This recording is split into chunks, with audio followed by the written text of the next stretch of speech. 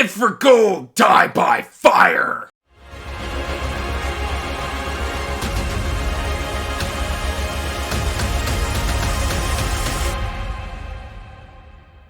Hey everyone, welcome back to Andrew's Wizardly Reads, and as always guys, I'm Andrew, and today I've got another book review for you, but before we get to that book review, make sure you're liking and subscribing, hitting that bell notification so you can get regular updates for when I put out new content. Also, make sure you're checking that description box down below for the link to the Wizardly Joe Discord, as well as links to all my social media and information about my Patreon. And that said guys, today we are doing book 1 of the Dragon Lords. This is Fool's Gold by John Hollins. And if you look John Hollins up on Amazon, it just says John Hollins is a pseudonym, because it's a pseudonym. Guys, this is a great book. I really enjoyed this. I'm not going to say it's a 5-star book, but it's definitely a 4-star book, in my opinion. It's a lot of fun. It's a great palate cleanser, especially if you love D&D. And the best way to describe this book, in tone and in feel, without the heavy metal elements, is Nicholas Eames' Kings of the Wild. So this is one of my, if you like this, you might like this.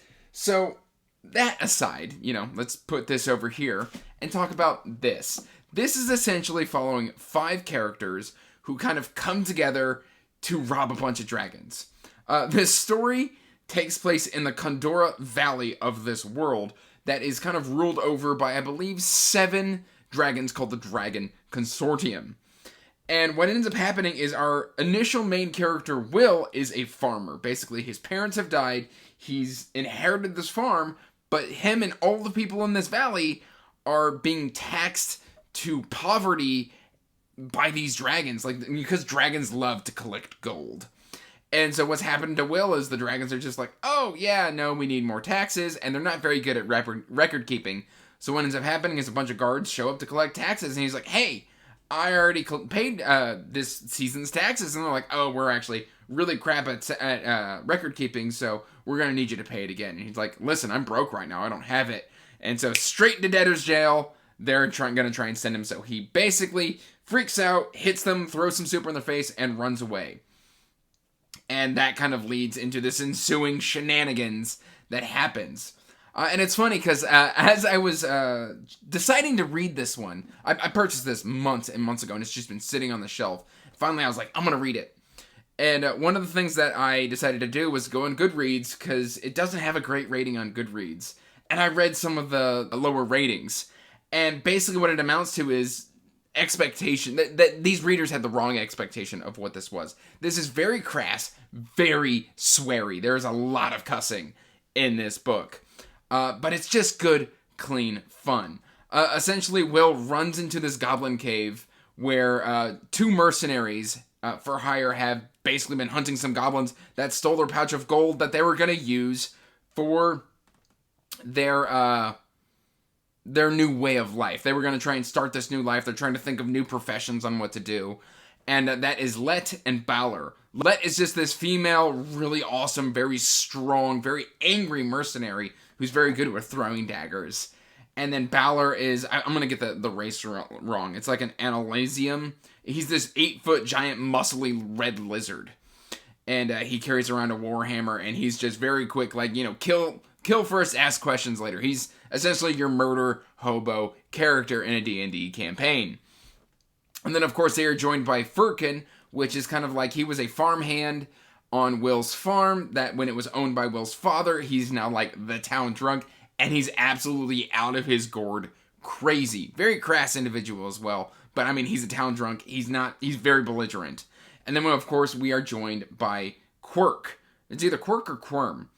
She is a mage / alchemist who is wanting to study dragons, and because the Condorian Valley is full of dragons, she figured this was a good place to come study them. And they all just kind of meet up in this cave, which is a very D&D thing to happen. Basically, this feels like a dungeon master is just like, how am I going to make all these characters come together? You know what? I'm just going to have them meet up in this cave. Circumstance, happenstance, this all just happens, and we proceed on into the story. This is not your crafted, epic, beautiful fantasy. This is a dragon hunting, thievery, heist campaign. This is a very, very heisty books. One of the great things about it is that Will is constantly coming up with these plans to rob dragons, and they always go sideways, and hilarity and shenanigans and hijinks ensue. It's very, very, very fun, and I can't recommend this enough to lovers of a good, clean, well, I won't say clean, a good, fun, just romp of a D&D campaign.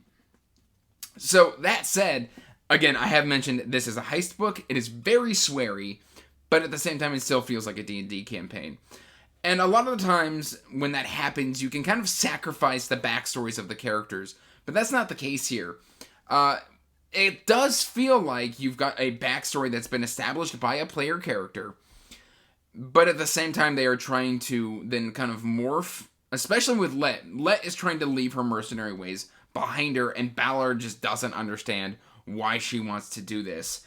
And so there's this kind of struggle of between these two characters of their, history together as a traveling band of mercenaries, just the two of them, and her wanting to kind of leave that behind and be a better person. Not a good person, but a better person. So there's a struggle with that. And then, of course, there's Will. Will wants to, bring down these dragons who have oppressed this valley and taxed them to poverty over the last 30 years. And really, the idea of, hey, let's go rob these dragons, stems from the fact that they're all kind of poor.